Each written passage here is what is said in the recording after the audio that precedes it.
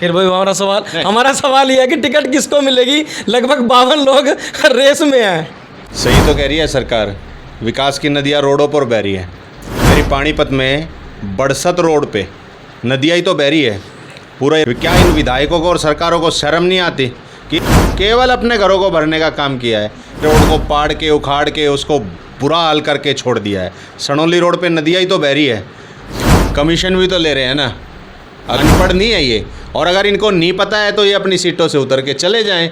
गुटबाजी का उदाहरण बीजेपी से अच्छा कहीं नहीं है।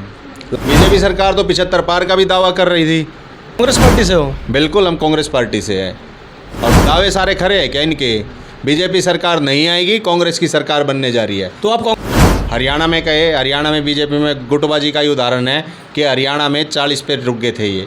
और आम आदमी पार्टी के जो कार्यकर्ता हैं तभी आम आदमी पार्टी की सरकार बनाने का दावा कर रहे हैं। वो 1001% का दावा करते हैं।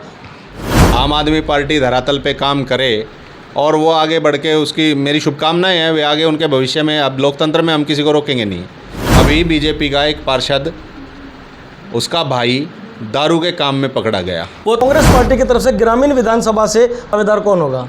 कांग्रेस पार्टी दावेदार होगी। टिकट का दावेदार कौन होगा? नहीं, कांग्रेस पार्टी ही दावेदार होगी। टिकट का दावेदार कौन होगा? पार्टी चुनाव लड़ रही है, पार्टी तय करे। जिसके हाथ में निशान दे के भेजेगी पार्टी, हम उसे समर्थन करें। लगभग आपने बहुत कुछ कह दिया, लेकिन हमारी बात का फिर भी जवाब नहीं दिया। आपको क्या लगता है कि किसको टिकट मिलेगी?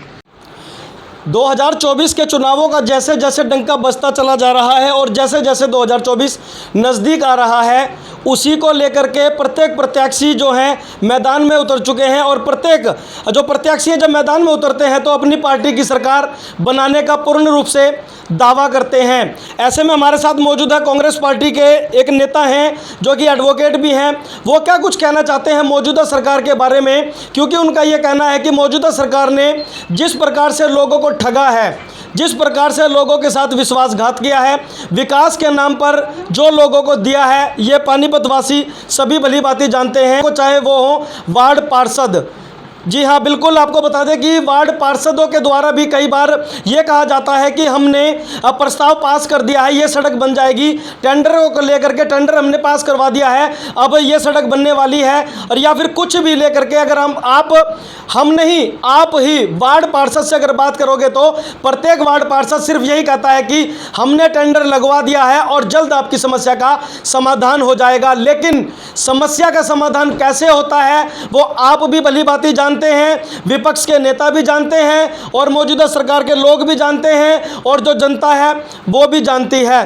तो एक कांग्रेस नेता है हमारे साथ, उनसे बातचीत कर लेते हैं। पहले क्या कुछ कहना है उनका, जैसे विकास के जो गंगा है वो लगातार बहती चली जा रही है, उसको लेकर के क्या कुछ कहना है, इनसे जानने का प्रयास करते हैं। सर, स्वागत है आपका।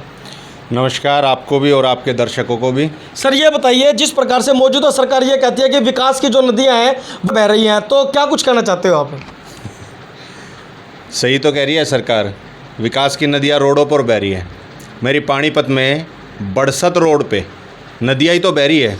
पूरे रोड को पाड़ के उखाड़ के उसको बुरा हाल करके छोड़ दिया है। सनौली रोड पे नदियाँ ही तो बह रही है। क्या इन विधायकों को और सरकारों को शर्म नहीं आती? जनता की दुर्दशा कर रखी है इन सरकारों ने। तो ये सड़कों पे ही तो नदियाँ बहा रहे हैं, बुरा हाल हर जगह। कहाँ नहीं है? कॉलोनियों की गलियों को देख लो, नालों की व्यवस्था को देख लो। इन्होंने सड़कों को पाड़ के उखाड़ के दोबारा से बना के फिर पाड़ के फिर बना के फिर केवल अपने घरों को भरने का काम किया है। इसके अलावा सरकार ने और कोई काम नहीं किया, केवल और केवल भ्रष्टाचार किया है। इससे कमीशन भी तो ले रहे हैं ना। अगर इतना ही देखो, कोई भी काम करे तो विकास प्लान के साथ होना चाहिए। क्या इनके पास प्लानिंग नहीं है कि सड़क मैंने आज बनाई, उसमें करोड़ों रुपए का निवेश हुआ, जनता की गाड़ी कमाई का पैसा लगा और फिर उस सड़क को पाइपलाइन डालने के लिए फिर उसको उखाड़ा गया। अरे भाई, पाइपलाइन डालनी थी तो पहले पाइप डालते, उसके बाद सड़क बनाते। पाइपलाइन का प्रोजेक्ट जो था वो तो बाद में डिसीजन लिया गया ना कि पाइपलाइन भी होनी चाहिए। ऐसा है, सबको पता है कि मूलभूत आवश्यकताएं क्या होती है। अनपढ़ नहीं है ये, और अगर इनको नहीं पता है तो ये अपनी सीटों से उतर के चले जाएं। इनको इन सीटों पे बैठने का अधिकार नहीं है। चंडीगढ़ शहर है, चंडीगढ़ शहर को भी बसाया गया। उसमें आपने कभी नहीं देखा होगा कि किसी सड़क को पाड़ के उसको पाइप दबाए गए हों। पहले पाइपलाइन दबी, निकासी की व्यवस्था हुई, सड़कें बनी, लेन बनी और पेड़ लगे चारों तरफ। आप चंडीगढ़ जाके देखो, आपका आने का मन नहीं करेगा। तो फिर आप चंडीगढ़ को पानीपत से कैसे तुलना कर रहे हो उसकी? क्यों? चंडीगढ़ से ज़्यादा टैक्स नहीं देता क्या पानीपत? कितना रेवेन्यू देती है चंडीगढ़? हरियाणा को फ़ायदा कितना होता है चंडीगढ़ से? आप बताओ, पूछो इन सरकारों से, क्या पानीपत टैक्स का पैसा नहीं देता? अगर मैं पूरी पानीपत के टैक्स के पैसे को इकट्ठा कर लूँ, उसका 1 साल में पानीपत में मैं सही से इस्तेमाल कर लूँ, उस पैसे से पानीपत चंडीगढ़ से बेहतर शहर बन जाएगा। हम दिल्ली के इतने नज़दीक है, इसको पर्यटन स्थल के रूप में इस्तेमाल नहीं कर सकते हम? 3 युद्ध हुए पानीपत में, कहाँ हैं वो मूर्तियाँ? काले आम की व्यवस्था देख लो क्या कर रखी है। क्या पर्यटन स्थल नहीं बना सकते?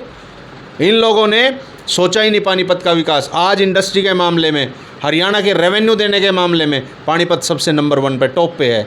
लेकिन ये लोग इसका पैसा कहाँ लगा रहे हैं? अपनी तिजोरियों में। चंडीगढ़ से तो आता ही 1 रुपया नहीं है। फिर तीसरी बार सरकार बनाने का दावा कर रही है। बीजेपी सरकार तो 75 पार का भी दावा कर रही थी। दावे सारे खरे हैं क्या इनके? बीजेपी सरकार नहीं आएगी, कांग्रेस की सरकार बनने जा रही है। तो बिल्कुल हम कांग्रेस पार्टी से हैं और कांग्रेस पार्टी की सरकार लेके आएंगे। लगता है आपको कि 2024 में कांग्रेस पार्टी की सरकार बनेगी?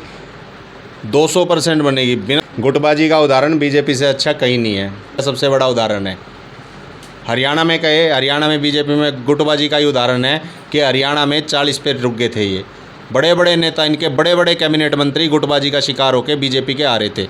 चाहे उसमें ओपी धनखड़ रहा हो, चाहे कैप्टन अभिमन्यु रहा हो, चाहे उसमें आपके रामविलास शर्मा जी रहे हो, तो इनके बड़े बड़े नेता धराशायी हुए तो गुटबाजी के कारण ही तो हुए। कांग्रेस में तो ऐसा कुछ नहीं है। कांग्रेस का कार्यकर्ता कांग्रेस के लिए है, कांग्रेस के लिए समर्पित है और उसी के लिए काम करेगा। रही बात नेताओं की, नेताओं को भी ये सोचना चाहिए कि जब कार्यकर्ता कांग्रेस का है तो वे भी कांग्रेस के नेता और इस देश के नेता बन के काम करें।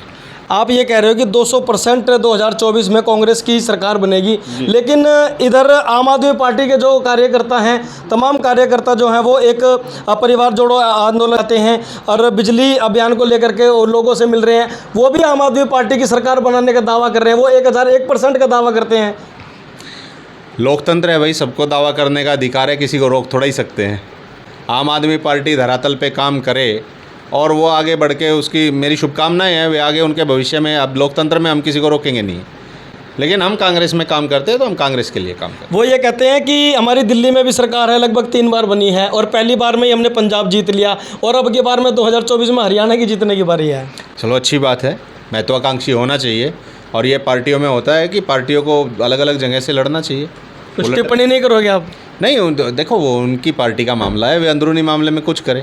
आज हम टिप्पणी करने, उस पर टिप्पणी की जाती है जो सरकार में बैठा है, उस पर नहीं की जाती जो सरकार से। विपक्ष में तो वो भी है ना, टक्कर तो वो भी देने वाले हैं आपको। नहीं, विपक्ष अभी तय नहीं हुआ हरियाणा में। हरियाणा में अभी कांग्रेस विपक्ष है और सामने हरियाणा सरकार बीजेपी चला रही है। तो आज सरकार के कामों पे और इनकी नीति पे और नीयत पे, सब पे सवाल करने का अधिकार हमारा बनता है।